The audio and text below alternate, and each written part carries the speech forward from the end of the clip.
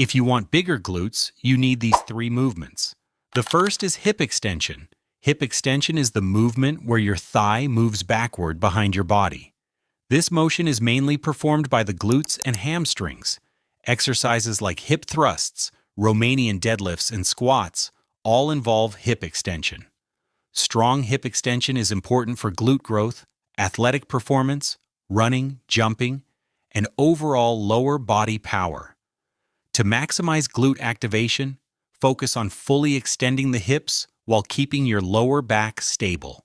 The second is hip abduction. Hip abduction is the movement of moving your leg away from the center of your body. This movement mainly targets the gluteus medius and gluteus minimus.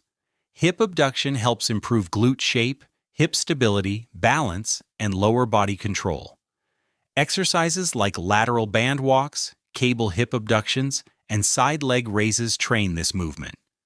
The third is hip external rotation. Hip external rotation is the movement of rotating your thigh outward away from the center of your body. This movement is mainly controlled by the glutes, especially the deep hip rotator muscles. Hip external rotation helps improve hip stability, movement control, and glute activation during exercises. Exercises like clamshells, seated external rotations, and banded glute movements help train this function. Today, I'm going to show you exercises that train all three of these glute functions.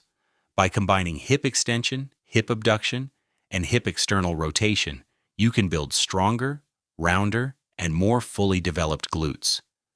Let's start with the first movement. The first exercise is the good morning. This movement helps train the hip hinge pattern while also targeting the glutes and hamstrings. The key is to push your hips back as you lower your torso, instead of rounding your lower back. You should feel a deep stretch in your hamstrings and glutes throughout the movement. If you mainly feel it in your lower back, you're probably bending through the spine instead of hinging at the hips. So when starting out, focus more on pushing your hips back rather than trying to go too low.